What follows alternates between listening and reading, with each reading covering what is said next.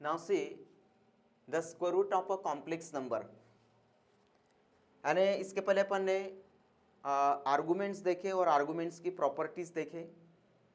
Now see the square root of a complex number. अब complex number का square root किस तरह से निकालते हैं, ठीक है, उसका एक प्रोसेस भी है, या अगर शॉर्टकट में निकालना है तो आप ये फार्मूले भी यूज कर सकते हो.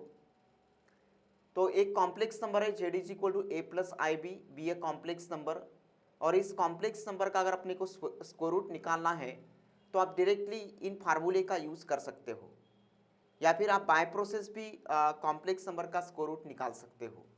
ठीक है, वो कैसे निकालते हो प्रॉब्लम में देखेंगे. यहाँ पे क्या है, plus minus square root of mod of z plus a upon two. Mod of z यानी इस गिवन कॉम्प्लेक्स नंबर का मॉड्यूलस निकालना है. कैसे निकालते हैं ओपन देखे हैं. Plus i into square root of mod of z minus a upon two. तो ये फार्मूला कब यूज करना है, जब इसमें आपका b ग्रेटर दैन जीरो हो. मतलब b आपका, मतलब ये जो टर्म है b, ये अगर पॉजिटिव हो, ये सेकेंड टर्म अगर आपका पॉजिटिव हो, ठीक है, यानी b ग्रेटर दैन जीरो हो तो ये फार्मूला, और आपका b लेस दैन जीरो है तो ये फार्मूला. सिर्फ डिफरेंस कहाँ है, साइन में. यहाँ पे प्लस है तो यहाँ पे माइनस है, बाकी ओवरऑल अरेंजमेंट सेम है. देन है ट्रिग्नोमेट्रिकल या पोलार रिप्रेजेंटेशन.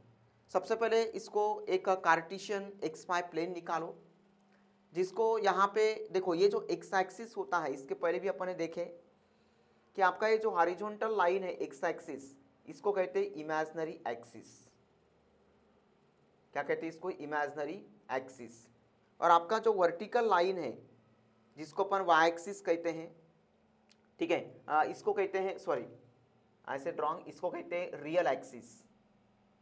ये है आपका रियल एक्सिस, ओके, और ये है आपका इमेजिनरी एक्सिस. ये है आपका इमेजिनरी एक्सिस. यानी जो आपका एक्स एक्सिस होता है उसको रियल एक्सिस कहते हैं, और जो वाई एक्सिस होता है उसको इमेजिनरी एक्सिस कहते हैं. क्या करना है कि यहाँ पे सबसे पहले ओरिजिन से एक लाइन निकालना है. इस तरह से एक लाइन निकालना है, राइट.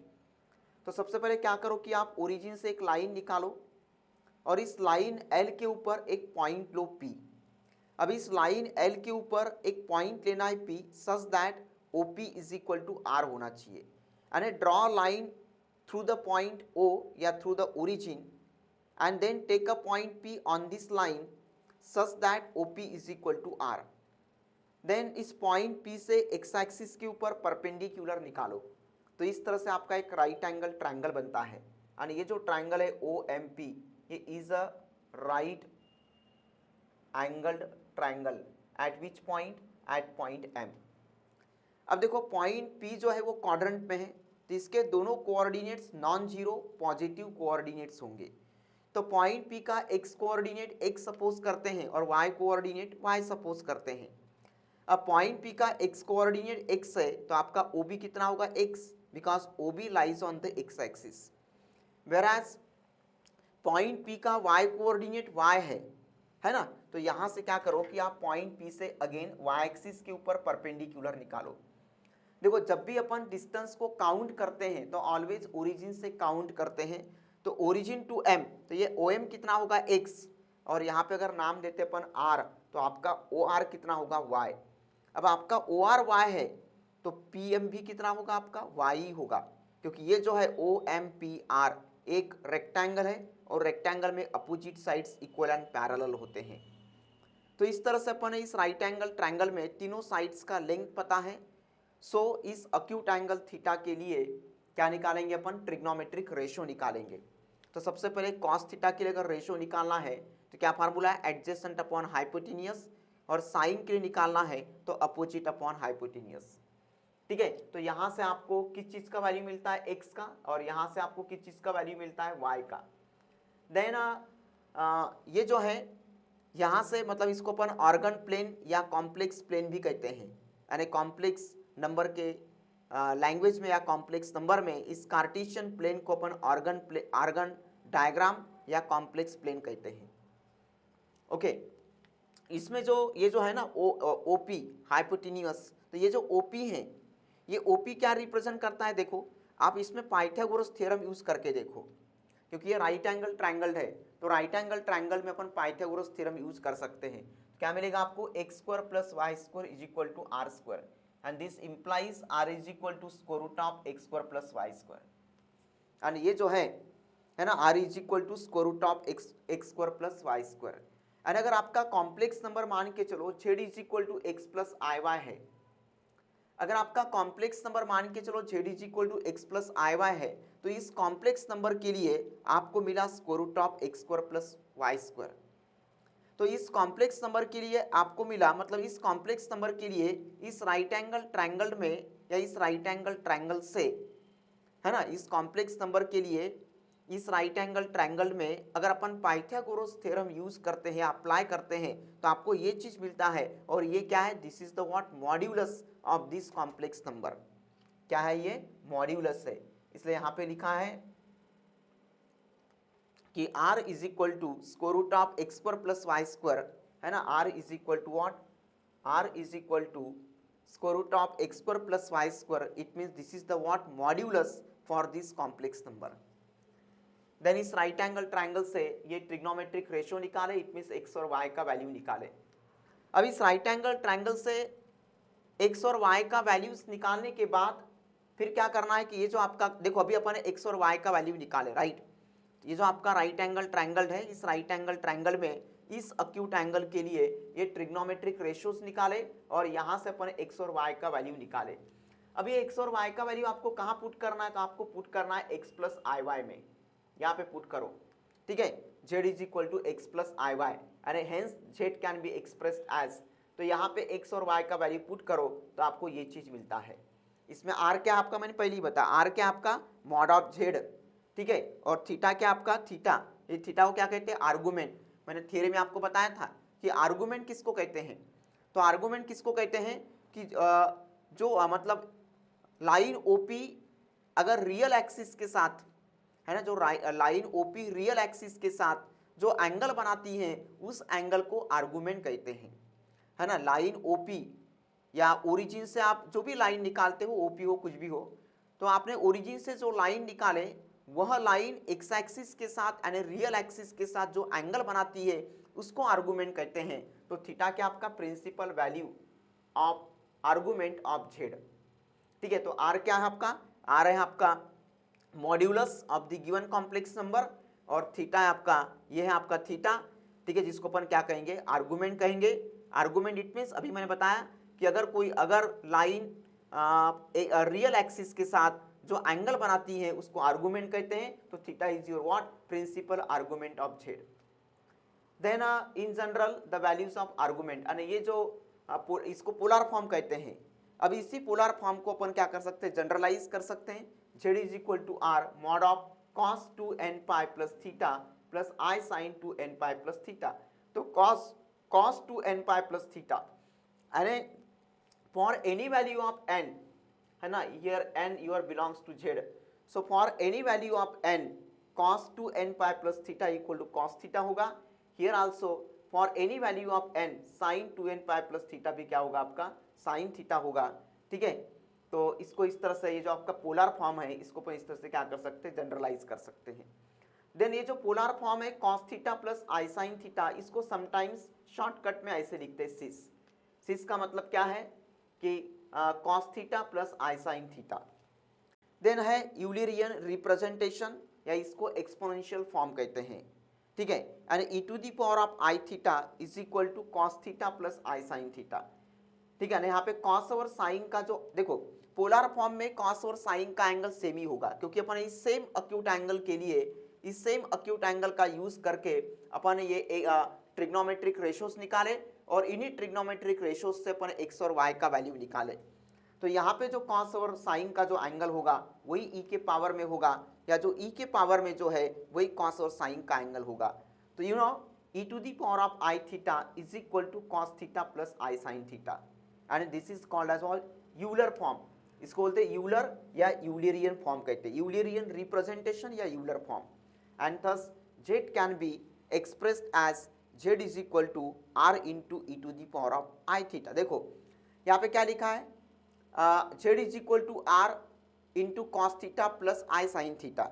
अब cos theta plus i sine theta equal to क्या होता है, e to the power of i theta.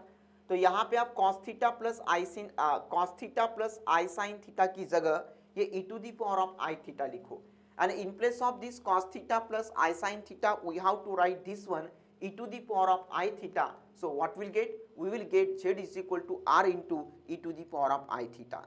ठीक है, again r stands for your what, so your r stands for the modulus of this given complex number, and z it means what, you are the argument, and z it means argument of this complex number.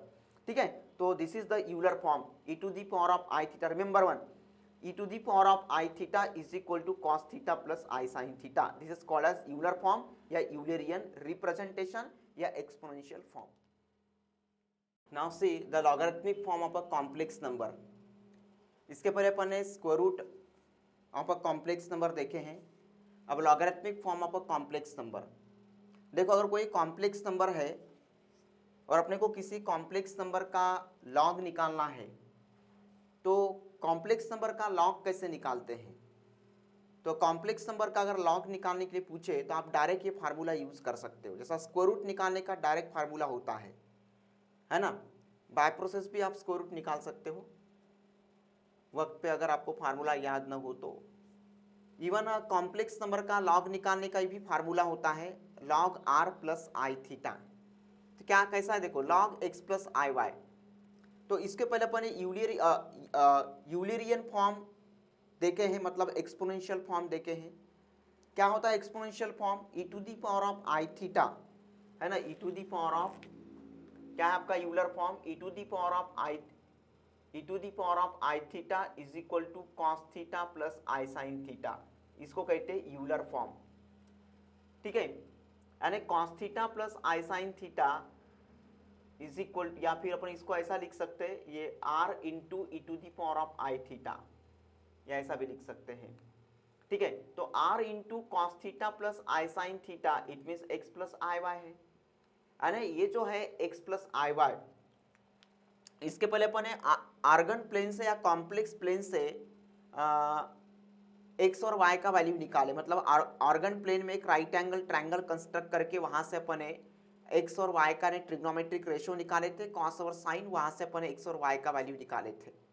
Right, तो x का value क्या है, r cos theta, और y का value क्या है, r sin theta. यहाँ पे पुट कर दिए तो r cos theta plus r sin theta, यानी r को कॉमन निकाल दिए तो cos theta plus i sin theta, और cos theta plus i sin theta मतलब e to the power of i theta. यानी x प्लस आई वाई की जगह आप डायरेक्टली लिख सकते हो r into e to the power of i theta.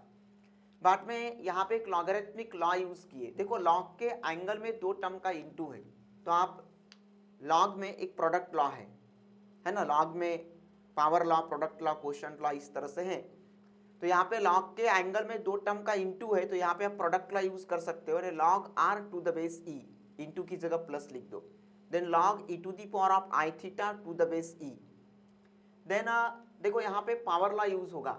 क्या है power law? log m to the power of n is equal to n log m. ठीक है, ये है आपका पावर लॉ. तो लॉग के एंगल का ये जो पावर है ये इस सामने आ जाएगा. Then log e to the base e क्या होता है, 1. तो इस फार्मूला का यूज करके अपन डायरेक्टली किसी भी कॉम्प्लेक्स नंबर का लॉग निकाल सकते हैं. ठीक है, देन अब देखो यहाँ पे r है, तो r क्या आपका modulus of the complex number, क्या है आपका modulus of the complex number. तो यहाँ पे r की जगह लिखे square root of x plus y square. Then theta क्या है, argument of the complex number, theta की जगह लिखे tan inverse y by x. ठीक है, तो डायरेक्टली, ठीक है, अभी देखो square root of x square plus y square it means again क्या होता है, मॉड ऑफ z, और tan inverse y by x it means argument या amplitude of z. And direct ये लिख दिए फाइनली, ये आपका फाइनल स्टेटमेंट है. And whenever we want to find the complex, it means log of any complex number, तो finally use this ultimatum formula, use this formula, log of mod of z to the base e plus I amplitude of z, amplitude in the sense argument of z, where z is the what, any complex number. Then equation of a circle. अब ये जो concept है circle का, एक काफी important concept है. ठीक है, equation of circle and the equation of a circle whose centre is at a point having affix z naught and radius r. देखो, इन जनरल एक सर्कल है, जिसका सेंटर पॉइंट Z0 से डिनोट किए, और इस सर्कल के ऊपर एक पॉइंट लेना, take a point anywhere on the circumference of the circle, then join this point with the centre point, ठीक है, we get the what radius, क्या मिलेगा अपने को, रेडियस मिलेगा। तो यहाँ पे लिखे mod of Z minus Z0 equal to R, है ना, mod of Z minus Z0 equal to what R। तो Z क्या आपका, Z is this complex number which is on the circumference of the circle, और Z0 क्या आपका centre point of the circle, ठीक है। तो Z0 जो है वो आपका सेंटर पॉइंट है, और Z be the any point on the circumference of the circle. Then from this statement we will get the what equation of the circle. तो यहाँ Z be the any complex number, अगर आपको circle का equation निकालना है तो वो तो एक नंबर में नहीं होगा ना, वो x और y के टर्म में होगा। तो Z be the any complex number who is supposed to be x plus iy, या always suppose x plus iy, and जब भी आपको सर्कल का इक्वेशन निकालना हो तो ये जो Z है ये Z be the any complex number which is being always suppose x plus iy, और Z0 सेंटर पॉइंट है जो कि क्वेश्चन में दिया रहेगा। तो इससे आपको क्या मिलेगा, सर्कल का इक्वेशन मिलेगा। सेकेंड थिंग, अगर आपका सेंटर पॉइंट देखो, अगर आपका सेंटर पॉइंट नॉन ओरिजिन है तो यूज दिस फार्मूला, बट अगर आपका सेंटर पॉइंट ओरिजिन है तो Z0 की जगह 0 0 लिखोगे तो left only Z and mod of Z equal to directly R मिलेगा, ठीक है। देन कुछ कंडीशंस है इसके लिए, mod of Z minus Z0 less than R, यानी सेंटर पॉइंट से लेके सर्कमफ्रेंस तक का डिस्टेंस, इतना जो डिस्टेंस है, ये डिस्टेंस अगर आपका रेडियस से कम है तो ये जो एनी पॉइंट है ये सर्कल के अंदर रहेगा। देन सेंटर पॉइंट से लेके एनी पॉइंट तक का डिस्टेंस ग्रेटर देन R है, मतलब रेडियस से ज्यादा है, तो ये एनी पॉइंट सर्कल के बाहर रहेगा। अगर Z0 इक्वल टू, अगर Z0 से लेके एनी पॉइंट तक का डिस्टेंस इक्वल टू R है तो ये पॉइंट Z सर्कल के ऊपर रहेगा। तो ऐसे 3 कंडीशंस बनते हैं। Then general equation of a circle, general equation of a circle is this, यानी सर्कल में 2 इक्वेशंस होते हैं, एक स्टैंडर्ड इक्वेशन, दूसरा जनरल इक्वेशन। तो यहाँ पे Z bar plus Z1 be the, देखो Z be the any complex number which is being always suppose x plus iy, और Z1 be your given complex number, यानी b बिलोंग्स टू R, ठीक है। तो इससे आपको मिलेगा सर्कल का जनरल इक्वेशन, ठीक है। तो इसमें Z1 क्या है, माइनस Z1 सेंटर पॉइंट है, और रेडियस मिलेगा आपको square root of mod of Z1 square minus b। तो this is the what, this is called as your general equation of a circle. Then आपको अगर देखो सर्कल में दो एक standard equation of the circle, या सर्कल के equations निकालने के फार्मूले होते हैं। पहला है सेंटर रेडियस फॉर्म, दूसरा है डायमीटर फॉर्म, है ना। अगर आपको सेंटर सर्कल के केस में अगर आपको सेंटर पॉइंट के कोऑर्डिनेट्स पता और रेडियस पता है तो सेंटर रेडियस फॉर्म यूज करना है। अगर आपको मान के चलो इस तरह से एक सर्कल है और सर्कल में डायमीटर के एंड पॉइंट्स के कोऑर्डिनेट्स पता है, एंड पॉइंट्स के कोऑर्डिनेट्स, इसका कोऑर्डिनेट मान के चलो Z1 ले लेते हैं और इसका कोऑर्डिनेट मान के चलो Z2 ले लेते हैं। तो सर्कल के केस में अगर आपको डायमीटर के एंड पॉइंट्स के कोऑर्डिनेट्स पता है तो use this formula, equation of a circle in diameter form. If and points of diameter represented by A, and diameter having 2 and points, है ना, पहले point diameter having 2 and points, say the coordinate of the first point is Z1, या complex number of the first point say Z1 and complex number of the second point say Z2, ठीक है। It means the end points of diameter represented by A Z1 and B Z2 and P be the what, P be the any point on the circle, क्योंकि circle का equation कोई number में नहीं होगा, वो x और y के term में होगा।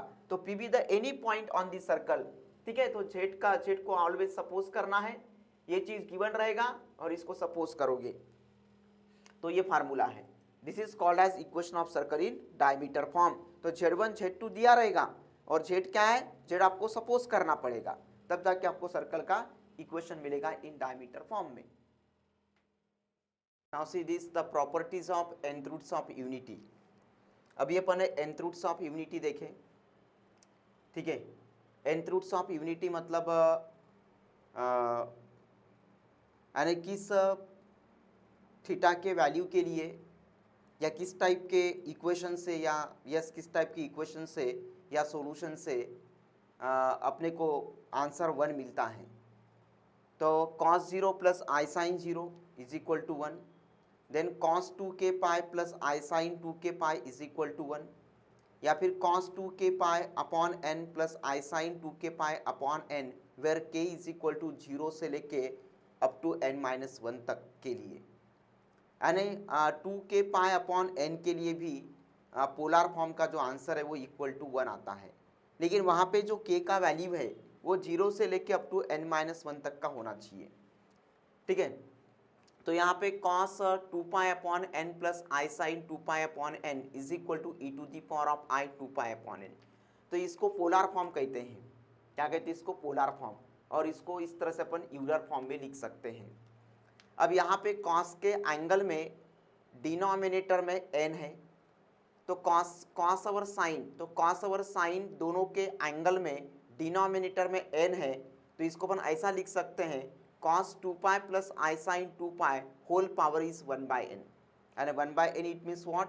The nth roots of unity. मतलब इसका जो आंसर है, इसका आंसर क्या आएगा? यूनिटी आएगा। अगर अपन n इज इक्वल टू, अगर मान के चलो अगर अपन 1 पुट करते हैं तो cos 361 होता है ना। अगर अपन 2 पुट करते हैं तो cos 180 -1 होता है।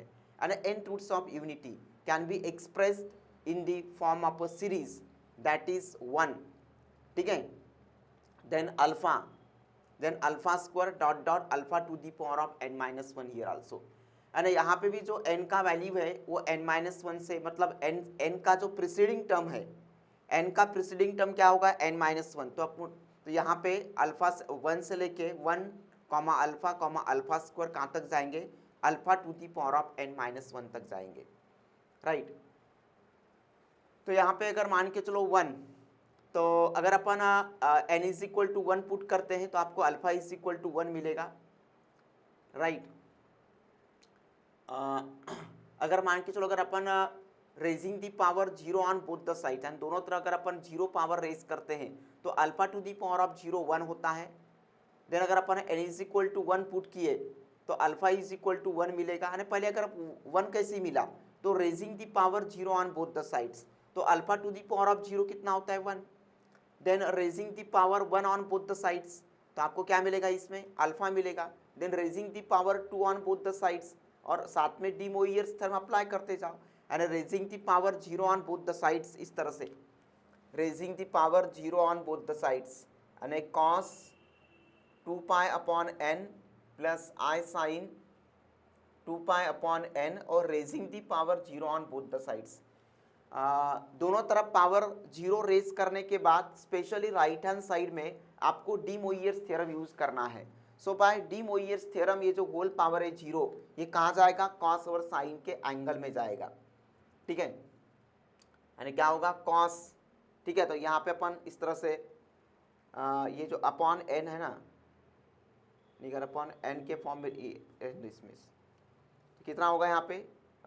ये कॉस के अगर एंगल में चला गया इस तरह से, है ना, इस तरह से अगर कॉस और साइन के एंगल में चला गया तो क्या होगा? ये 0 मल्टीप्लाइड बाय एनीथिंग क्या होता है? 0 होता है, ठीक है। 0 मल्टीप्लाइड बाय एनीथिंग 0, एंड आपको क्या मिलेगा? cos 0 प्लस आई साइन 0, और cos 0 कितना होता है? 1, ठीक है। Alpha to the power of 0, alpha to the power of 0 भी आपका 1 ही होता है, ठीक है। तो LHS इक्वल टू आर, दोनों तरह आपको 1 1 ही मिला है, इसलिए 1 लिखा है। Then raising the power 1 on both the sides, तो अल्फा का वैल्यू मिलेगा, ठीक है। Then raising the power 2 on both the sides, तो अल्फा स्क्वायर मिलेगा। Then raising the power n-1 again on both the sides, तो आपको alpha to the power of n-1 का वैल्यू मिलेगा। यानी यहाँ पे आपको जो यहाँ पे 2k पाए है, मान के चलो 2k पाए, ठीक है, यहाँ पे 2k पाए है, तो यहाँ पे जो k का जो वैल्यू होगा वो 0 से लेके अप टू कहाँ तक होगा? n-1 तक होगा, ठीक है। यानी यहाँ पे 2k pi upon n plus i sine 2k pi upon n है, राइट। तो यहाँ पे जो k का वैल्यू होगा ना वो 0 से लेके अप टू n-1 तक का पुट करना है। तो यहाँ पे मैंने बताया कि raising the power 0 on both the sides in this way, तो आपको 1 मिलेगा। Then raising the power 1 on both the sides, तो अल्फा का वैल्यू मिलेगा। Raising the power 2 on both the sides, तो अल्फा स्क्वायर मिलेगा। सो इन दिस वे, तो ये जो आपको सीक्वेंस मिल रहा है ना, ये सीक्वेंस आपका जीपी है, क्योंकि through out the sequence you know GP में क्या होता है कि through out the sequence common ratio same होता है। तो यहाँ पे आपका जो कॉमन रेशो है वो सेम है, alpha upon 1, alpha square upon alpha, alpha cube upon alpha square in this way so on. तो थ्रू आउट द सीक्वेंस आपका कॉमन रेशो सेम है। ओके, दैट्स व्हाई अपन इस सीक्वेंस को क्या कहेंगे, जीपी कहेंगे। विद द कॉमन रेशो क्या होगा, अल्फा, और अल्फा का वैल्यू क्या है, तो ये अल्फा का वैल्यू देखो, अल्फा इज इक्वल टू ये है और इसको इस तरह से लिख सकते हैं। और ये जो सीक्वेंस है ना, इस सीक्वेंस के लिए आपका कॉमन रेशो अल्फा है, अल्फा इज इक्वल टू ये होता है, और इस पोलर फॉर्म को यूलर फॉर्म में लिखते हैं। इट मीन्स अल्टीमेटली इस सीरीज के लिए आपका कॉमन रेशियो होगा e to the power of i 2 pi upon n, क्योंकि ये अल्फा इक्वल टू ये होता है ना, मतलब इसके लिए कॉमन रेशियो अल्फा है, अल्फा इक्वल टू ये होता है, इसको इस तरह से लिख सकते हैं। यानी अल्टीमेटली इनडायरेक्टली आपका जो कॉमन रेशियो है वो ये हुआ e to the power of i 2 pi upon n। Then इस सीक्वेंस के लिए, तो ये जो आपका सीक्वेंस है, जो आपका सीरीज है, अगर अपन इस series sum of all n roots of unity is 0, ठीक है, तो एन रूट्स है, एन रूट्स का nth, ठीक है, एन रूट्स है ये जो है ये alpha is equal to 0, alpha sorry यहाँ पे k is equal to 0, k is equal to 1 up to k is equal to n minus 1। यानी ये जो सीरीज है, अब ये सीरीज जो अपन ने डिटरमाइन की वो कहाँ से की, अपन ने यहाँ से डिटरमाइन किए है ना। ये जो आपका सीरीज है, ये सीरीज अपन ने कहाँ से डिटरमाइन किए, अपन ने यहाँ से डिटरमाइन किए, मतलब nth रूट्स के, ठीक है। तो sum of all n roots of unity is 0, and इस ये जो सीक्वेंस है, इन सीक्वेंस का अगर अपन इस सीक्वेंस में जो रूट्स है, इन रूट्स का अगर अपन प्लस करते हैं तो sum of all n roots है, कितने रूट्स है, देखो यहाँ से लेके यहाँ तक n-1 और 1 को पकड़ के n, है ना, यहाँ से लेके अप टू यहाँ तक कितना है n-1 और n-1 में एक प्लस कर दिए तो n, तो ये कंप्लीट सीरीज में आपके रूट्स कितने हैं, n रूट्स है। यानी ये जो n रूट्स है, ये n रूट्स कहाँ से डिटरमाइन किए, यहाँ से डिटरमाइन किए, ठीक है। तो sum of all these n roots, यानी इन सभी अगर अपन n roots of unity, unity इसलिए लिखा है क्योंकि यहाँ पे आप जीरो रेस, यहाँ पे रेजिंग दी पावर 0 करो, रेजिंग दी पावर 1 करो, रेजिंग दी पावर 2 करो, रेजिंग दी पावर 3 करो, and for all this set of values of x, you know the answer of this right hand side should be 1, so it is called as the n roots of unity। And ये इन सभी roots के लिए, इन सभी roots के लिए right side का answer आपको equal to 1 मिलेगा, इसलिए बोला है n रूट्स ऑफ यूनिटी बोला है। तो ये जो n रूट्स ऑफ यूनिटी है, इसका अगर अपन प्लस करते तो इक्वल टू 0 आता है, और इन n रूट्स ऑफ यूनिटी का अगर अपन प्रोडक्ट लेते हैं तो equal to -1 to the power of n-1 आता है, ठीक है। Then see the cube roots of unity. अब cube roots of unity it means raising the power 1/3 on both the sides. तो वी हैव द इक्वेशन, तो ये जो equation है, इस इक्वेशन से अपने को क्या मिलेंगे, क्यूब रूट्स ऑफ यूनिटी मिलता है। And cube roots of unity are the solution set of this equations. And ये जो क्यूब रूट्स ऑफ यूनिटी है, ये क्यूब रूट्स ऑफ यूनिटी अपने को इस इक्वेशन से मिलता है, x³ - 1 इक्वल टू 0। इस इक्वेशन से क्या मिलता है, क्यूब रूट्स ऑफ यूनिटी के सॉल्यूशंस मिलते हैं या सॉल्यूशन सेट मिलता है। -1 को राइट साइड में शिफ्ट कर दो, पावर 3 को हटाने के लिए raising the power 1/3 on both the sides. अब ये जो 1 है, 1 की जगह लिख सकते हैं अपन cos 0 प्लस i sin 0, यानी cos 0 प्लस i sin 0 का जो कंप्लीट वैल्यू है वो आता है equal to 1। So in place of this 1 we have to write cos 0 plus i sin 0 and whole power 1/3 it keep as it is, right. अब देखो अपन ने n रूट्स ऑफ यूनिटी में देखे, यानी नॉट ओनली 0 के लिए राइट साइड का answer 0 आता है, इवन इन जनरल वे, अगर जनरल फॉर्म में अगर अपन देखे तो 2k pi upon n plus 2k pi 2 cos 2k pi upon n plus i sin 2k pi upon n के लिए भी इस राइट साइड का आंसर इक्वल टू 0 आता है, ये जनरल फॉर्म है। तो यहाँ पे आपका n क्या है, तो यहाँ पे आपका n है 3, यानी cos 2k pi upon n cos 2k pi upon 3 plus i sin 2k pi upon 3, ठीक है। अपन निकाल रहे क्यूब रूट्स ऑफ यूनिटी, ठीक है। अब देखो यहाँ पे आपका n का वैल्यू क्या है, मैंने पहले ही बताया कि यहाँ पे जो k का वैल्यू जो पुट करना है वो अप टू n तक नहीं, n का प्रीसीडिंग वैल्यू तक करना है। अगर यहाँ पे अगर आपका क्यूब रूट्स ऑफ, यहाँ पे अगर क्यूब रूट्स है तो क्यूब रूट्स का मतलब 1/3, यानी आपका n का वैल्यू अगर मान के चलो 1/3 है तो k का वैल्यू यहाँ पे कहाँ से लेके कहाँ तक पुट करोगे, 0 से लेके 2 तक पुट करोगे। यानी अगर यहाँ पे अगर आपका n जो रूट्स है वो nth रूट्स है, तो nth रूट्स है तो k का वैल्यू 0 से लेके n-1 तक। अगर यहाँ पे क्यूब रूट्स है तो k का वैल्यू 0 से लेके 2 तक पुट करो, ठीक है। तो अगर अपन यहाँ पे k का वैल्यू 0 से लेके 2 तक पुट करते हैं तो आपको 3 रूट्स मिलते हैं। यानी इक्वेशन के अंदर या इक्वेशन में, किसी भी इक्वेशन में वेरिएबल का जो हाईएस्ट पावर होगा उतने उस इक्वेशन के रूट्स होना चाहिए। अगर इक्वेशन में हाईएस्ट पावर 3 है तो उस इक्वेशन के रूट्स 3 होना चाहिए।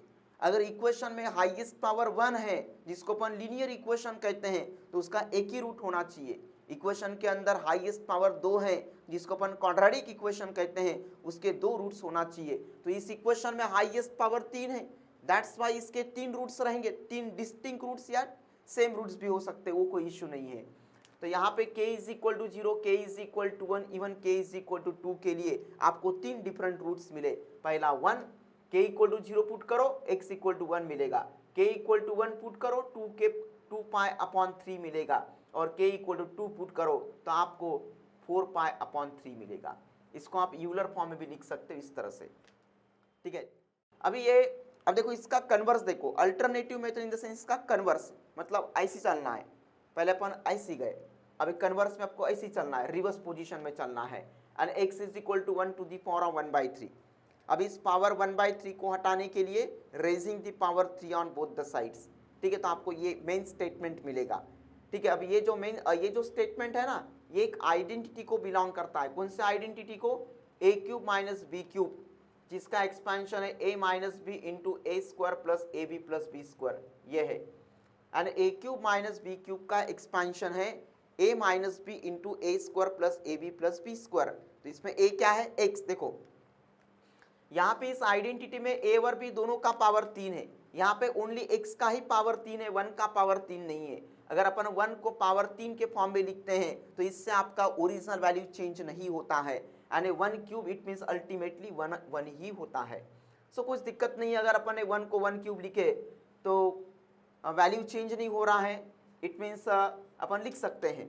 अब ये जो टर्म है, ये जो लेफ्ट हैंड साइड टर्म है, ये इस आइडेंटिटी में LHS को बिलोंग करता है, सो इसको अपन राइट साइड के समान लिख सकते हैं। कैसे लिखेंगे? x minus 1 into x square plus x plus 1 equal to 0। उसके बाद ये दोनों फैक्टर 0 के साथ कंपेयर करो। मैंने पहले ही बताया कि इक्वेशन के अंदर या इक्वेशन में जितना हाईएस्ट पावर रहेगा उतने उसके रूट्स मिलेंगे। इस इक्वेशन में हाईएस्ट पावर 3 है तो इसके 3 रूट्स होना चाहिए। पहला रूट 1 है, बाकी के 2 रूट्स इस क्वाड्रेटिक इक्वेशन से मिलेंगे। अब इस क्वाड्रेटिक इक्वेशन को फैक्टराइज करने के लिए क्वाड्रेटिक फार्मूला यूज कर सकते हो, और क्वाड्रेटिक फार्मूला का यूज करके इस क्वाड्रेटिक इक्वेशन के जो रूट्स मिलेंगे ना वो कॉम्प्लेक्स होंगे, ठीक है। तो ये जो रूट्स है ये कॉम्प्लेक्स हैं, इसलिए इसको ओमेगा या ओमेगा स्क्वायर से डिनोट किए। ओमेगा क्या है? Omega is the complex cube root of unity. क्या कहते हैं ओमेगा को? Complex cube root of unity, ठीक है। Remember this one, omega is the complex cube root of unity. It means omega का वैल्यू होता है -1 प्लस आई रूट 3 अपॉन 2, या omega square equal to -1 minus i root 3 upon 2। ये दोनों complex root किस type के क्वाड्रेटिक इक्वेशन से मिलते हैं? X square plus x plus 1 equal to 0। और ये कहाँ से मिला है अपने को? यहाँ से मिला है, x³ minus 1³ equal to 0। Okay, now see this summation of series C plus IS method, जिसको अपन ने इसके पहले देखे कि आपका जो पोलर फॉर्म होता है, polar form in the sense cos theta plus i sine theta is called as polar form. And इसके पहले के लेक्चर में अपन ने पोलर फॉर्म, यूलर फॉर्म ये सब देखे, ठीक है। तो C stands for your cos theta plus i sine theta, ठीक है। इसको अपन शॉर्टकट में लिख सकते हैं C प्लस IS, यानी this is called as polar form. You know this is the most general method and is applied to find the sum of a series of the form। तो ये जो है summation of series C plus IS, यानी जो series polar form में है, C plus IS के form में है, उसका समेशन कैसे निकालते हैं? देखो S is equal to A0 sine alpha plus A1 sine alpha plus beta plus A2 sine alpha plus 2 beta. यानी यहाँ पे जो साइन का एंगल है वो बीटा से क्या हो रहा है? इंक्रीज हो रहा है। यहाँ पे वही a naught cos alpha plus a one cos alpha plus beta plus a two cos alpha plus two beta plus dot dot.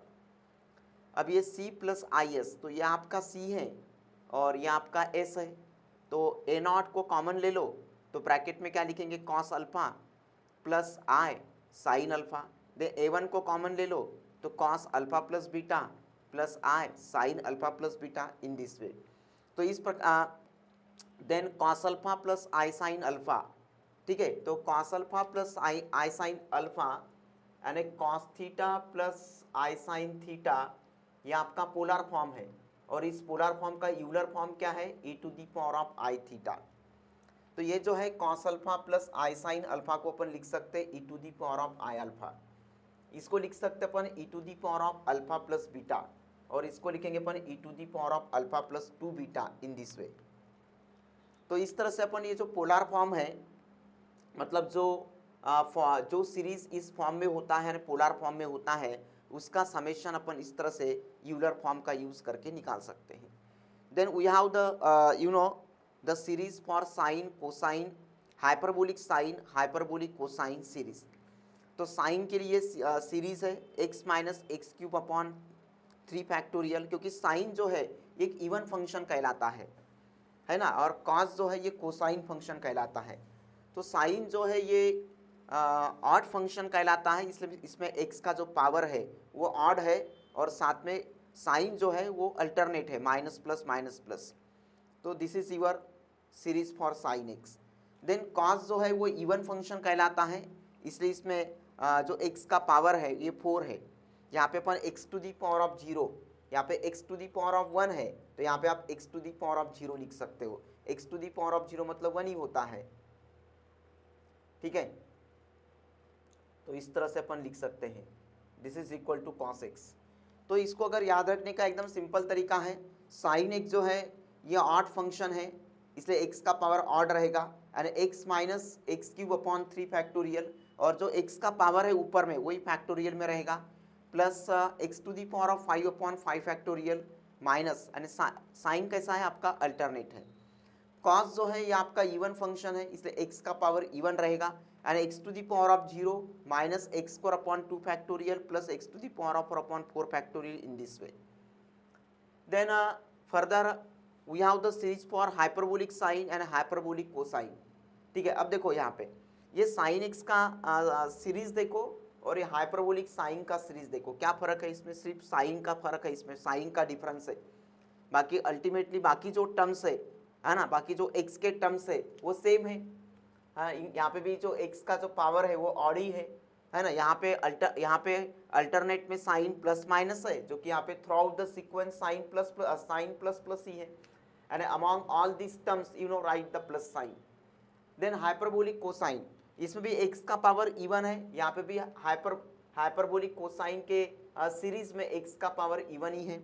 यहाँ पे भी साइन अल्टरनेट है माइनस प्लस, जो कि यहाँ पे इन सभी टर्म्स में साइन प्लस है, तो इन दिस वे। तो इस तरह से अपन बड़े आसानी से इसको अपन याद रख सकते हैं। Then nth roots of unity, ठीक है, the nth roots of unity are given by the solution of the equation. nth roots of unity मतलब यूनिटी का मतलब होता है 1, ठीक है। तो ये जो आपका पोलर फॉर्म होता है, ये जो आपका पोलर फॉर्म होता है cos theta plus i sine theta, ये है आपका पोलर फॉर्म। तो इस पोलर फॉर्म में अगर अपन थीटा इज इक्वल टू 0 लेते हैं तो cos 0 डिग्री 1 होता है और साइन 0 डिग्री 0 होता है, तो ये जो सेकेंड टर्म है ये वैनिश हो जाएगा और आपको क्या मिलेगा cos 0 1 यानी x to the power of n is equal to 1। Second thing cos 360 1 होता है और साइन 360 0 होता है, यानी cos 2 के पाई प्लस आई साइन 2 के पाई, यहाँ पे आप k is equal to 0 1 2 up to n-1 तक पुट कर सकते हो, ठीक है। तो यहाँ पे आप k का वैल्यू 0 से लेके अप टू n-1 तक पुट कर सकते हो या n-1 तक पुट कर सकते हैं।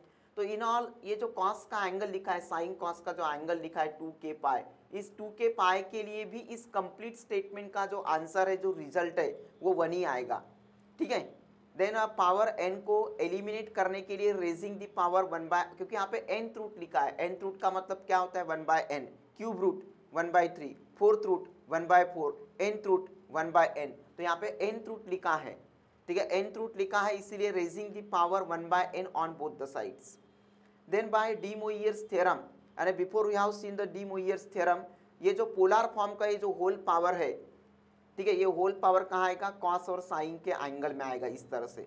अब यहाँ पे आप k का वैल्यू जो है, अब देखो 2k पाई अपॉन n या 2k पाई अपॉन n के लिए, ठीक है, आपको मिलेगा x इज इक्वल टू क्या मिलेगा, यहाँ पे अगर अपन k इज इक्वल टू क्या पुट करते हैं, 0 पुट करते हैं, k is equal to 0 put करेंगे, हाँ k is equal to 0 put करना है तो ये cos 0 प्लस आई साइन 0 और cos 0 1, यानी 2k यानी 2k पाई अपॉन n के लिए राइट हैंड साइड का जो आंसर है वो इक्वल टू 1 मिलेगा।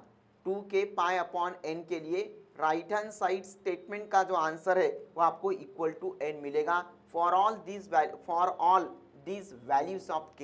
लेकिन k का जो वैल्यू है वो n-1 तक होना चाहिए, कंप्लीटली n तक नहीं जाना है, यानी k का वैल्यू n तक नहीं होगा, k का जो प्रीसीडिंग टर्म है n-1 वहां तक होगा, ठीक है।